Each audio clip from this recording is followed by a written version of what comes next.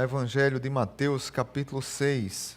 Mateus, capítulo 6.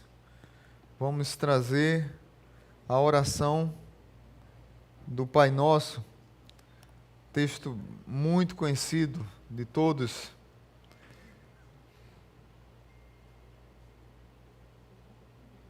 Mateus capítulo 6, a partir do verso 5, diz assim a palavra de Deus: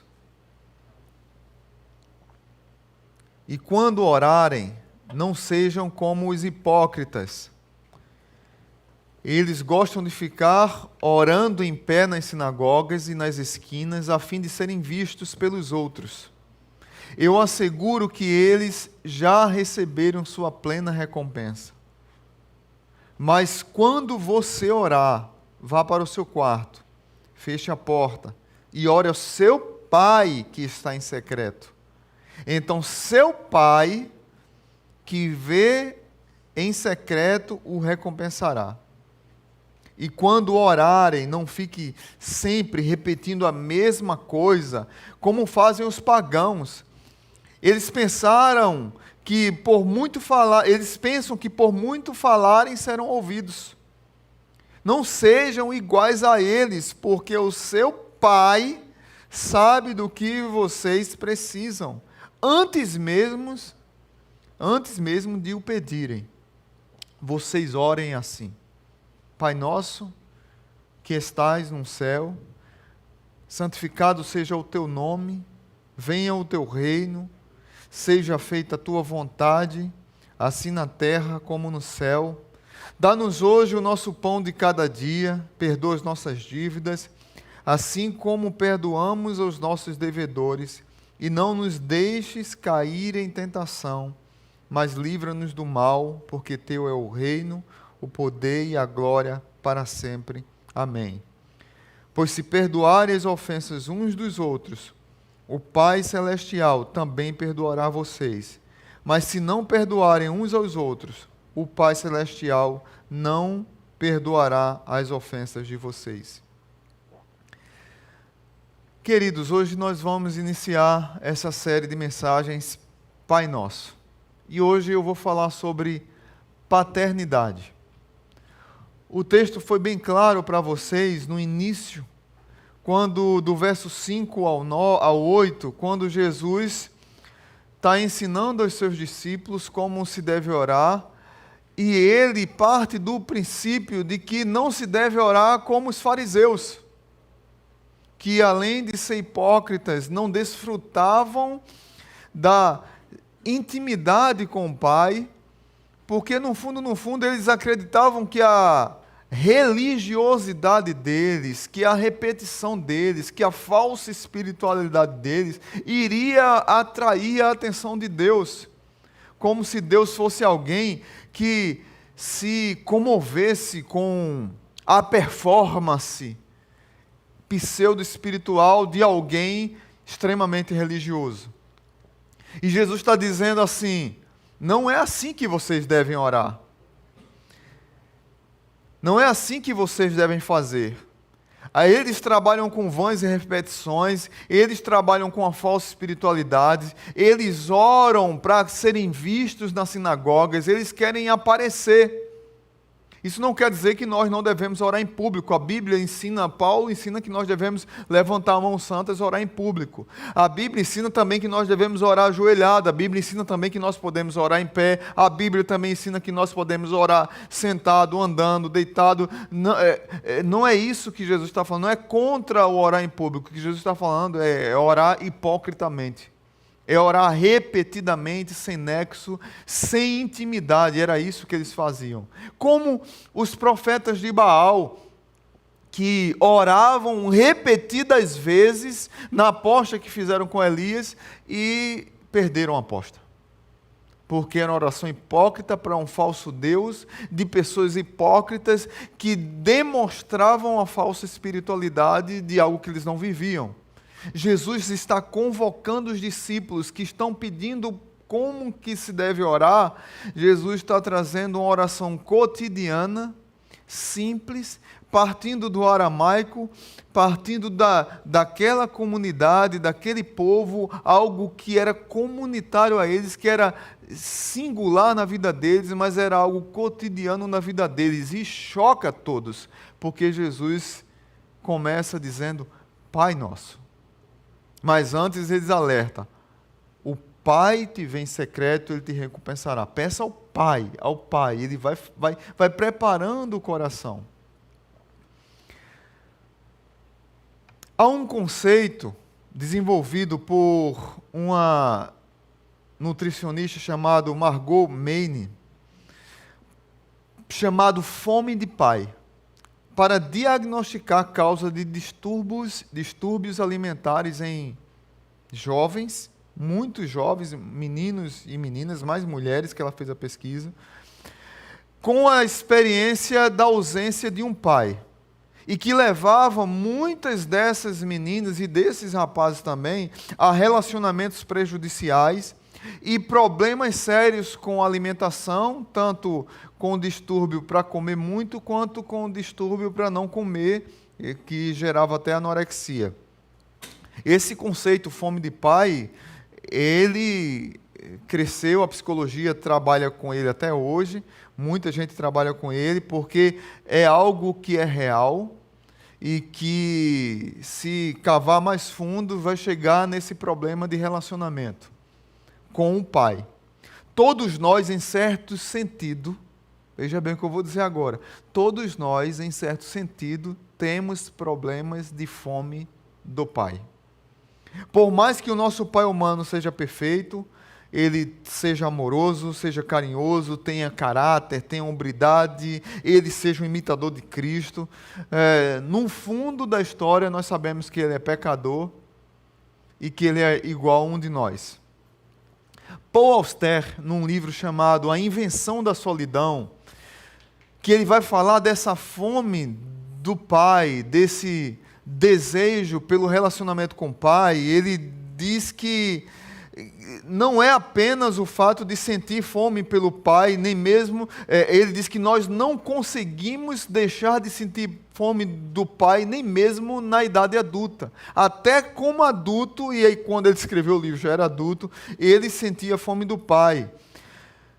Ele diz que procurava freneticamente por alguém que parecesse com seu pai, por algum resquício que podia suprir essa carência. Ele diz, olha, não era que meu pai não gostasse de mim, eu sabia que meu pai gostasse de mim, mas ele parecia distraído, ele parecia incapaz, sem olhar em minha direção, ele parecia que eu não estava ali, ele parecia que vivia em outra realidade. E aí ele diz, em uma certa ocasião, que eu achei interessante, quando eles foram para um restaurante, ele diz, uma vez quando minha família foi para um restaurante, estava lotado o restaurante, e tivemos que esperar por uma mesa. Meu pai ficou entediado e me levou para fora do restaurante para ficar esperando lá. E apareceu uma bola de tênis, não sei de onde. Na verdade, não apareceu uma bola. Ele quis dizer que o pai dele fez uma bola. E para ele aquilo foi o máximo. Ele era criança, o pai fez uma bola e colocou uma moeda na calçada. E enquanto estavam esperando desocupar a mesa, o pai começou um jogo com o filho de tentar com a bola acertar a moeda. E aí Paul Auster diz assim, olhando para trás, nada poderia ter sido tão banal, ou mais banal que isso. No entanto, o fato de ter sido incluído e de meu pai ter pedido casualmente para que eu pudesse compartilhar do seu tédio, quase me matou de felicidade, quase me matou de alegria. Um escritor adulto participando da vida tediosa do pai naquele momento, para ele, quase o matou de felicidade.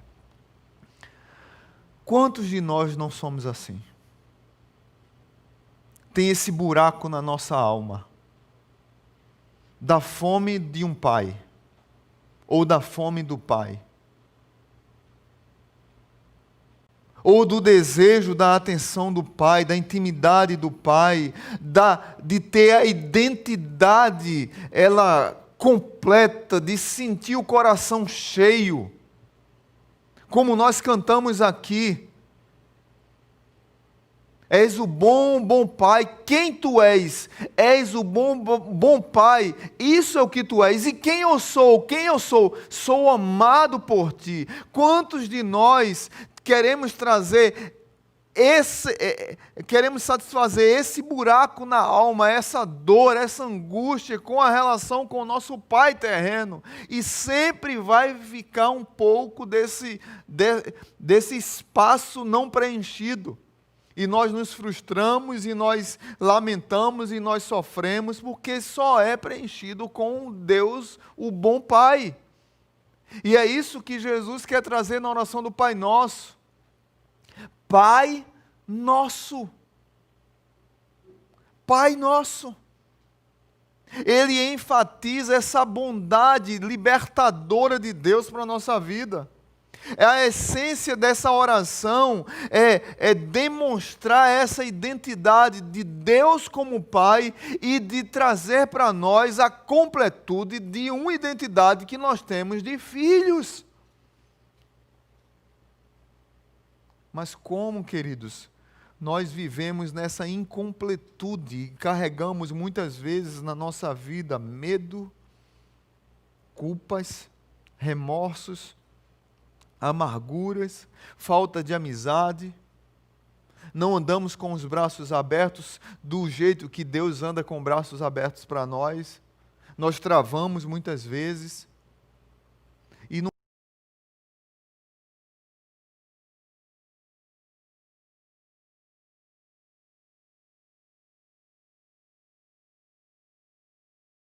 nós tínhamos que ler, todo crente tinha que ler esse livro, já falei várias vezes aqui na igreja, é um livro chamado O Conhecimento de Deus.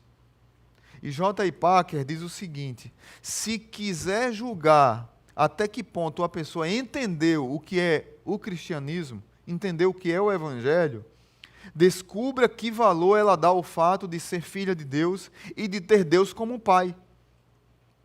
Se esse pensamento não dominar e controlar as nossas orações, a nossa adoração e toda uma atitude perante a vida, isso demonstra que nós não entendemos nada do cristianismo. Packer está certíssimo. J.I. Packer, que faleceu há uns 2 meses atrás, um teólogo espetacular, ele estava certíssimo quando escreveu isso. Entender que Deus é o nosso Pai é compreender o que é o Evangelho. Entender a minha identidade de filho é compreender o Evangelho na minha vida, é compreender que Deus é que me completa, é compreender que o Pai que tanto eu procuro aqui na terra, Ele nunca vai mais me satisfazer, sempre eu estarei com fome. Por isso que a oração do Pai Nosso, talvez os discípulos não se chocaram, porque era costume daquela cultura orar, mas as pessoas que queriam demonstrar algo para agradar a Deus, se chocaram, porque Jesus traz a ideia do Pai Nosso para algo cotidiano. Ele traz o Deus distante, o Deus, a transcendência de Deus, aquele Deus que está longe, inalcançável, aquele Deus que está numa cadeira, num trono, aquele Deus que está apenas com um chicote, aquele Deus que é o juiz, aquele Deus do Antigo Testamento que é o carrasco, aquele Deus que diz que é para julgar. Ele traz esse Deus que foi criado na mente daquele povo para perto e diz assim: Ele é Pai, Ele é meu Pai, Ele é o seu Pai. Você não está abandonado, você não está esquecido, você não foi deixado de lado, você tem um Pai e ore a Deus como Pai. Eu desfrutei do meu Pai e eu quero compartilhar com você do desfrute desse Pai. Em João capítulo 1, versículo 13, diz assim: veio para o que era seu, mas os seus não o receberam. Contudo, aos que receberam, aos que creram em seu nome, deu-lhes o direito de se tornarem filhos de Deus.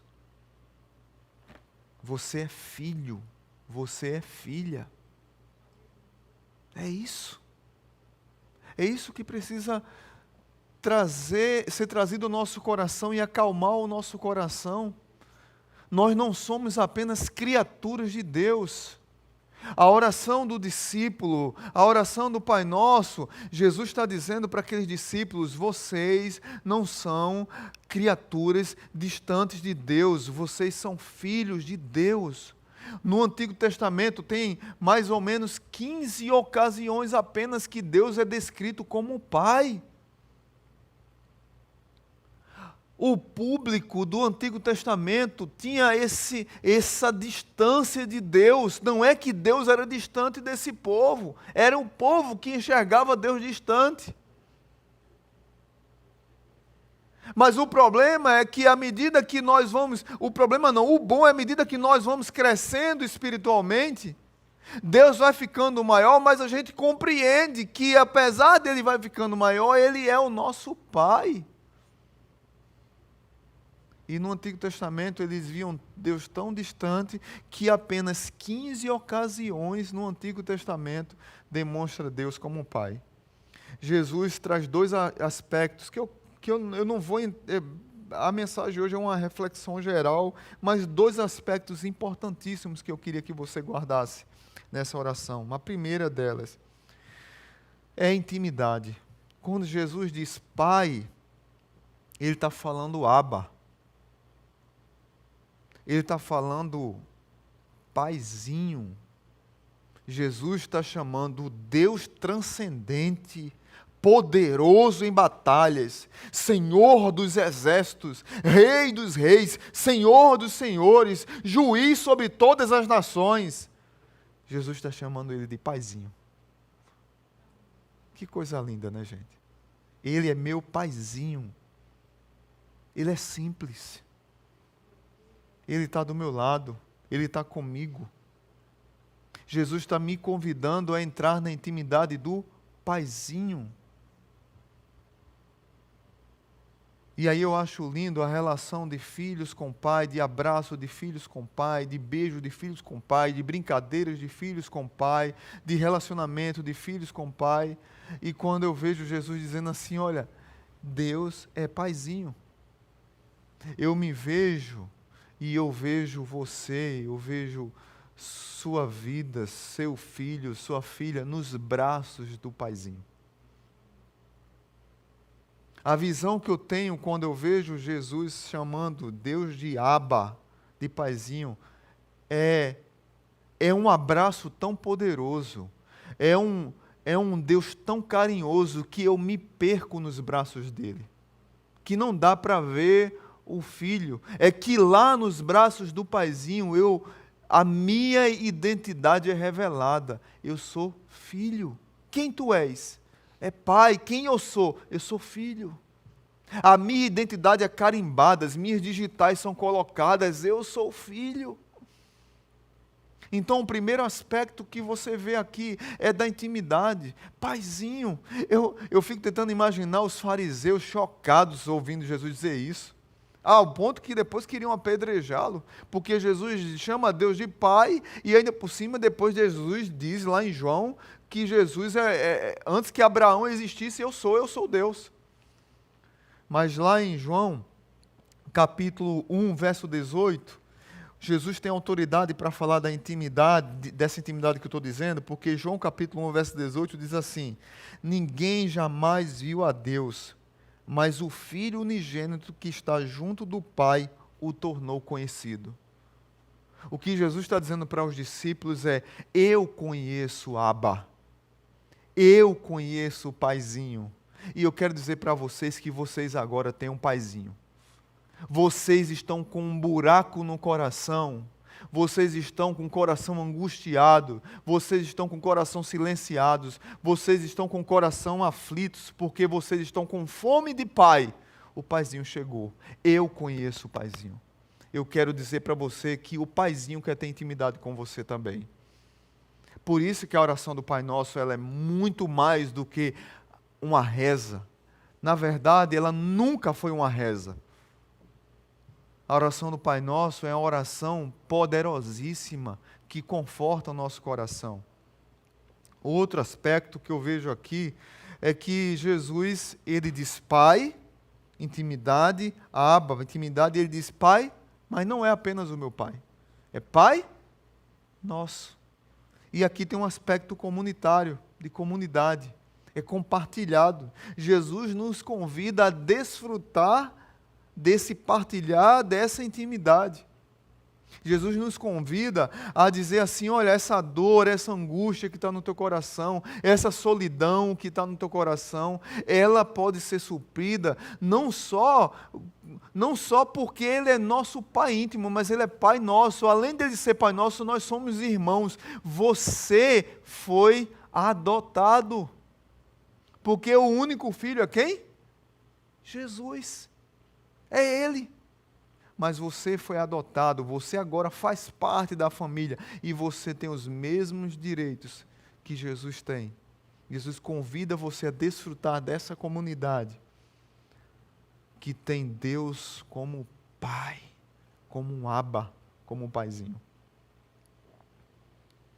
Certa vez me peguei questionando, eu me questiono muito sobre essa questão de orfandade. E uma das últimas questões, eu não tenho a resposta, eu vou logo dizendo. Uma das últimas questões que eu me peguei foi: qual é o pior? Ser órfão pela morte de um pai ou ser órfão de pai vivo? Qual é o buraco pior no coração? Você perder um pai ou seu pai está vivo e você não ter pai? E isso talvez seja um dilema que machuca muita gente.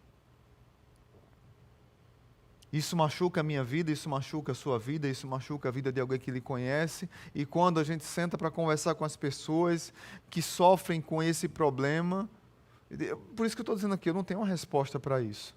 Mas eu tenho a solução para tapar esse buraco. Está aqui, eu acabei de falar. É o pai, o bom pai, o paizinho que nos preenche. James Smith, no livro Na Estrada com Agostinho, ele diz que todo filho que procura um pai ausente e distante está na estrada para encobrir um desejo mais profundo. Que tal pai venha procurá-lo. Que a flecha da fome do pai seja revertida e o pai volte. Assim nós teríamos a certeza de que ele pensara em nós, procurando-nos, amando-nos. O que fazer com a fome de pai, além de desejar profundamente ser visto e conhecido por aquele que nos criou? O que ele está dizendo aqui é o seguinte: no fundo, todos nós que somos filhos, queríamos ser observados por nosso pai. Queríamos ter a atenção do nosso pai. Queríamos que nosso pai olhasse para nós. E aí eu vou voltar para a palavra de Deus. De Gênesis até Apocalipse, é Deus em busca dos seus filhos. Porque muitas vezes nós somos filhos rebeldes e que, por achar que Deus, o paizinho, está tão distante, diz assim: eu não vou procurar porque Ele está distante mesmo, Ele é longe mesmo, Ele é o juiz, Ele é o soberano. Você já percebeu alguns irmãos orando? O irmão podia fazer uma oração: Senhor Deus soberano, poderoso, glorioso, juiz, Deus de todas as nações, Criador do céu e da terra, mas não chama de Pai. Você vê nas nossas orações como nós somos distantes do Pai. E isso reflete na nossa vida, na nossa angústia, que nós vamos dando as costas para Deus, porque nós vamos apenas tratando Deus como Deus Todo-Poderoso, mas Deus está dizendo: ei filho, vem cá. Você não precisa ter fome do Pai, eu estou aqui. Volto para Paul Auster, no livro que eu falei no início, me marcou muito, eu li esse livro há pouco tempo. A Invenção da Solidão. Eu esqueci de perguntar a Marco como é que se chama poeta em francês, porque ele é francês. Mas no livro A Invenção da Solidão, ele lembra de uma outra cena que tem a ver com esse buraco na nossa alma. Uma vez, quando eu ainda morava em Paris, ele escreveu para mim dizer que havia aí, ele falando do pai dele, né? Perdão, ele não é francês, ele morou na França, ele é americano. Uma vez, quando eu ainda morava em Paris, ele, meu pai, me escreveu para dizer que tinha ido a uma biblioteca pública para ler alguns dos meus poemas que apareceram numa edição de uma revista francesa chamada, vou falar em português, Poeta. Imaginei-o, e aí Paul Auster, na sua mente imaginativa de poeta, ele diz assim: imaginei-o em uma sala grande e deserta, no começo da manhã, antes de ir trabalhar, sentado em uma daquelas mesas grandes, com o casaco ainda vestido, debruçado sobre as palavras que deviam ser incompreensíveis para ele. Tentei manter essa imagem em minha mente, juntamente com todas as outras que nunca serão esquecidas. Nós estamos sempre em busca de saciar essa fome de Pai. Essa imagem nos traz, por outro lado, o reflexo da graça de Deus. Quando Paul Auster percebe que o pai dele vai numa biblioteca para ler uma poesia dele, acende uma chama da graça divina, a centelha da graça divina penetra no coração desse escritor. A graça do Pai que nos procura. O pai não sabia como procurar o filho, ele nunca teve uma boa relação com o filho, mas ele foi atrás dos livros do livro do filho, porque de certa forma ele também queria encontrar o filho e não sabia como. E aí, nós enxergamos isso na parábola do filho pródigo. O pai sempre esteve lá, o pai sempre estava à espera do filho. Eu fico tentando imaginar aquele pai toda tarde indo para a beira do portão, esperar o filho voltar. E o outro filho perdido dentro de casa, e o pai sempre estava disponível.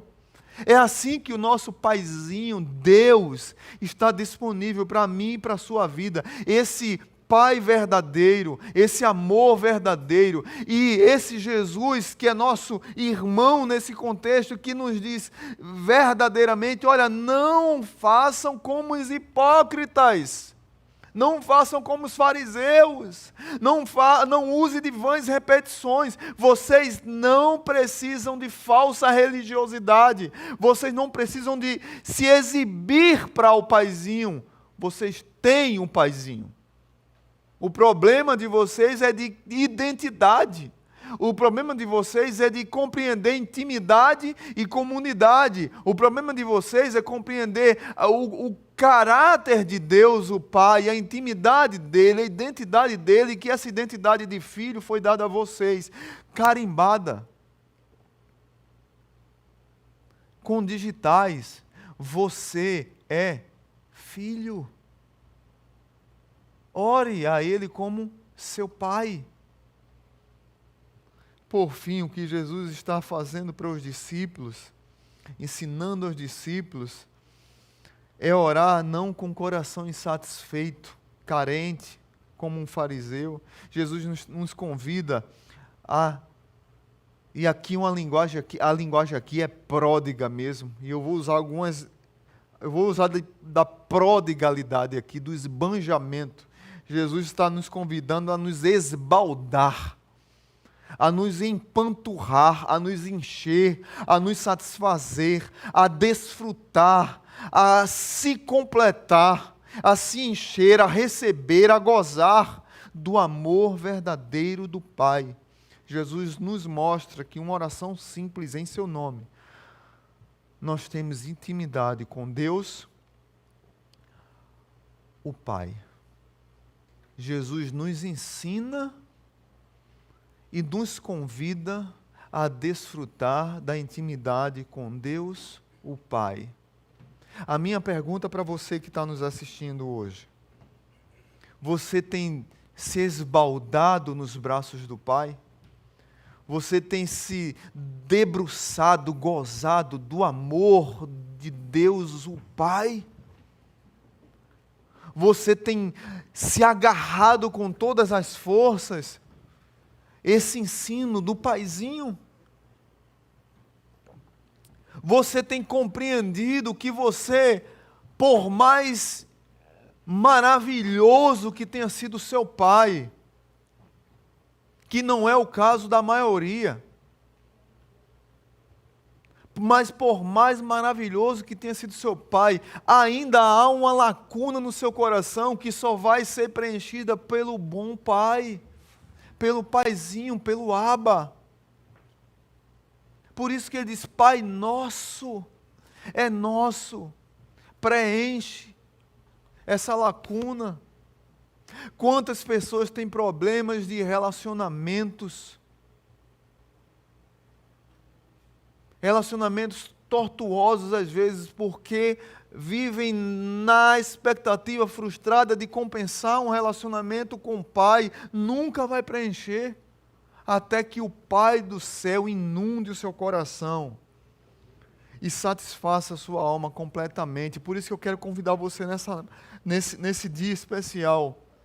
Se esbalde, gaste, se jogue, se lance, goze, desfrute, se derrame, se perca nos braços do Pai nosso, o Pai do nosso Senhor Jesus Cristo, e que Ele nos convida a dizer que também é nosso Pai.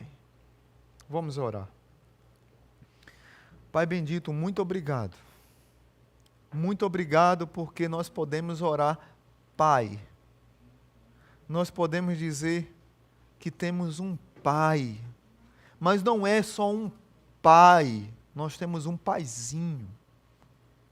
Nós temos o nosso Abba, aquele que justifica a nossa vida, aquele que completa a nossa existência, aquele que traz identidade para a nossa vida, aquele que corre atrás de nós, mesmo rebelde como somos, Ele corre para que nós possamos desfrutar do seu abraço, nos perder no seu abraço e dizer que temos um Pai.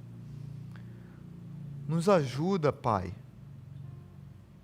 a crer nisso, não só teoricamente, mas desfrutar disso, para que muitas das dores das nossas almas, muitas das angústias da nossa vida, que vão perdurar, porque nós somos humanos, e as memórias afetivas, boas ou ruins, irão continuar na nossa mente, mas nos ajuda, Deus, a olhar para essa mensagem e satisfazer o nosso coração no Senhor, quando virem as tristezas, e confirmarem a alegria no Senhor, quando as memórias afetivas da alegria também vierem. Entendendo que nós temos um bom Pai, um Paizinho, o Pai do nosso Senhor e Salvador Jesus Cristo.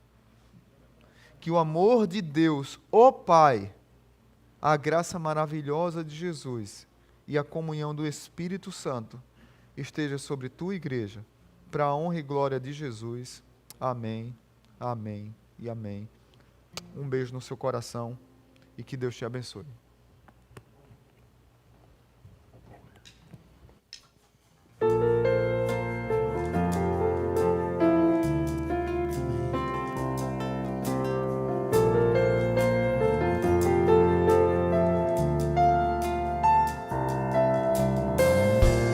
Nosso Pai, que o teu nome seja mantido santo, venha o teu reino, dá-nos hoje o alimento necessário para viver, o pão de cada dia. Perdoa os erros que temos cometido, como perdoamos quem nos ofendeu.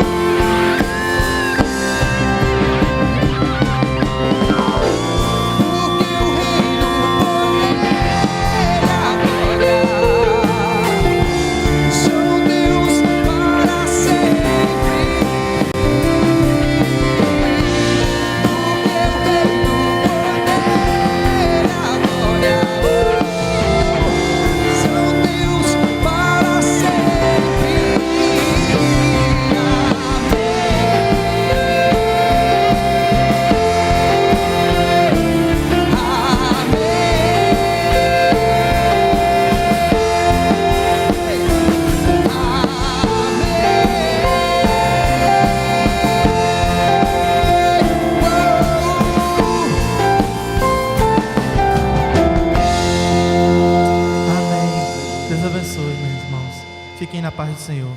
Amém.